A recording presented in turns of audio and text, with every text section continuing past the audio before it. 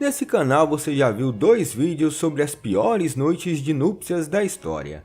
Mas no meio de tanto casamento arranjado nas monarquias, alguns casamentos iniciaram muito bem, com uma noite de núpcias daquelas. E como vocês fizeram muitos comentários, fizemos uma lista com as 5 melhores noites de núpcias da história.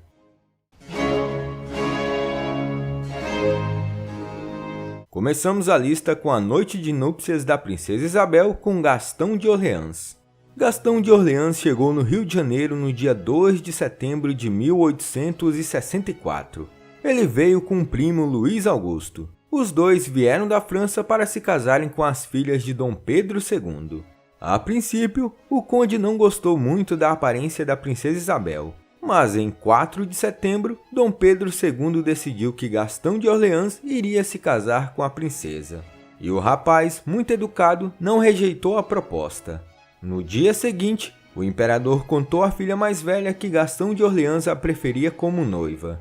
Isabel logo se interessou por Gastão. Já o rapaz ia se casar por conta do interesse de sua família, não por um desejo pessoal. Mesmo assim, gostava das atividades sociais com a princesa, coisa que tornou mais palatável a ideia de se casar com ela. Porém, Isabel e Gastão passaram a sentir cada vez mais prazer na companhia um do outro.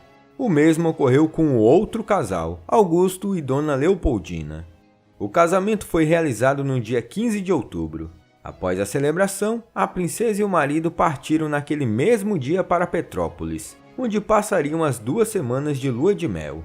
Era um fato inacreditável. A jovem que havia sido criada reclusa logo após o casamento estava a sós com um rapaz que conhecia apenas por 6 semanas. Ela não sabia nada sobre o corpo e nem sobre intimidade. E naquela noite seria obrigada a servir aquele homem e, desde então, priorizar os interesses dele e gerar filhos, pois estas eram as justificativas principais tanto do casamento como das relações sexuais. Mas, felizmente, tudo ocorreu bem. A noite foi maravilhosa para ambos. Isabel se apaixonou rapidamente pelo marido. Passadas as 2 semanas de lua de mel, os recém-casados retornaram ao Rio de Janeiro para bailes e festividades em homenagem às bodas. Henrique VIII e Catarina de Aragão foram casados por quase 24 anos. Mesmo antes disso, eles já se conheciam há quase uma década. E a decisão de casar com ela foi um dos primeiros atos de Henrique como monarca em 1509.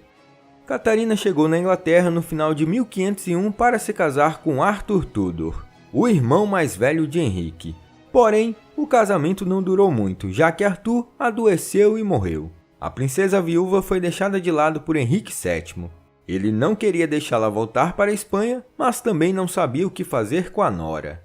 Catarina ficou em total situação de abandono na Inglaterra, esperando pelo que seria feito com ela. Esperou quase 7 anos até que Henrique VII morresse e Henrique VIII declarasse que iria se casar com ela. Catarina e Henrique se casaram em 11 de junho de 1509. Ela tinha 24 anos e ele 19. Diferentemente da época que se casou com Ana de Cleves, tendo uma das piores noites de núpcias da história, Henrique VIII estava em seu auge, sendo considerado um dos homens mais bonitos da cristandade. Ele era muito alto, com quase 1,90 m de altura. Tinha pernas muito compridas, um porte atlético e bem apessoado. Em suma, era o marido ideal para qualquer mulher da alta nobreza. E Catarina, por sua vez, também era considerada lindíssima. A cerimônia de casamento foi bem privada, sem muita pompa. Após a celebração do casamento e banquete, Catarina foi levada para o quarto onde ocorreria a consumação. Não se sabe o que ocorreu entre 4 paredes, mas o que ocorreu no dia seguinte foi um homem e uma mulher bem sorridente, e que passaram a ter uma união bem feliz. Henrique VIII chegou a confidenciar para amigos próximos que estava muito feliz por ter encontrado uma esposa virgem. O relacionamento de Henrique e Catarina durante os primeiros 10 ou 15 anos de casamento parece ter sido uma união feliz. Porém, depois de 24 anos de casamento sem um filho homem, Henrique fez de tudo para conseguir sua anulação. E o resto da história já contamos aqui no canal. Por volta de 1657, Luís XIV, chegando aos 19 anos, já tinha idade para se casar. É possível argumentar que ele era o mais brilhante partido da Europa. E, sendo isso verdade, a única noiva que se poderia equiparar a ele em sua estatura era sua prima irmã, a infanta Maria Teresa da Espanha. Este era o casamento pelo qual a mãe de Luís XIV, Ana da Áustria, rezava fervorosamente desde que os dois, praticamente ao mesmo tempo, estavam no berço. Mas havia um obstáculo para isso ocorrer: a guerra entre França e Espanha. Foi então que, em 7 de novembro de 1659, a França assinou com a Espanha o Tratado dos Pirineus, onde os franceses ganharam vários territórios em disputa e a Guerra dos 30 Anos foi encerrada. E para decretar a paz em definitivo, Luís se casaria com Maria Teresa. Os primos tinham conhecimento um do outro. Na corte espanhola, era desejado que Maria Teresa se casasse com Luís, e a jovem princesa espanhola respeitava muito sua tia. Segundo o costume para a realeza europeia, 2 casamentos deveriam acontecer, um por procuração e outro de fato. O primeiro aconteceu em 3 de junho de 1660, dentro das fronteiras espanholas. Já o segundo ocorreria dia 9 de junho. Imediatamente após o banquete da festa de casamento, o rei sugeriu para a esposa que se retirassem para seus aposentos. Todo o ritual foi feito, e a mãe de Luís fechou as cortinas da cama. A noite de núpcias foi um sucesso, diferentemente das outras noites de núpcias reais. Há uma história que afirma que Maria Teresa usou a oportunidade da noite de núpcias para fazer com que o rei jurasse jamais abandoná-la e dormir todas as noites ao seu lado. O rei realmente cumpriu sua promessa e terminava todas as suas noites na cama da esposa. Pela manhã, ele seguia para a cerimônia de vestuário, deixando Maria Teresa para aquele sono mais longo e preguiçoso. No que dizia respeito ao ato do amor, Maria Teresa deixou claro que estava muito contente com o esposo que escolhera. Luís admirou a paixão legítima que sua esposa sentia por si, mas ele era um raparigueiro de primeira e, depois de um ano, deixava a esposa de lado para buscar um rabo de saia em Versalhes. João de Aragão nasceu em Sevilha em 1478. Ele era o único filho varão dos reis católicos, Isabel de Castela e Fernando de Aragão. O nascimento de João ajudou a consolidar a posição de Isabel como soberana, já que ela dera à luz um herdeiro masculino legítimo. Isabel era uma mãe muito atenciosa para uma rainha tão ocupada. João, sendo seu único filho, tinha um lugar especial em seu coração, e ela se referia a ele carinhosamente como meu anjo, mesmo quando ele estava sendo repreendido por ela. Como herdeiro do trono, Isabel e Fernando prestaram atenção especial à educação de João. Ele estava sendo muito bem preparado para reinar, mas tudo mudou quando o jovem príncipe se casou. Margarida da Áustria, de 17 anos, casou-se com João em 3 de abril de 1497. Todos os filhos de Isabel tinham uma natureza apaixonada, e embora fosse uma aliança política, era um profundo casamento amoroso. João dizia que sua esposa era a própria deusa Vênus. Na noite de núpcias, um se entregou perdidamente ao outro. O casal passou dias no quarto que havia sido preparado para a consumação, e João pediu para que ninguém ousasse incomodá-los. Então, os servos deixavam comida e água na porta do quarto para não incomodarem o rala-e-rola. Aparentemente, a quantidade de tempo que passaram na cama deixou os médicos da corte desconfortáveis com a saúde do príncipe. Ele até ficou com medo do tanto que desejava carnalmente sua esposa, mas seu confessor lhe assegurou que era natural.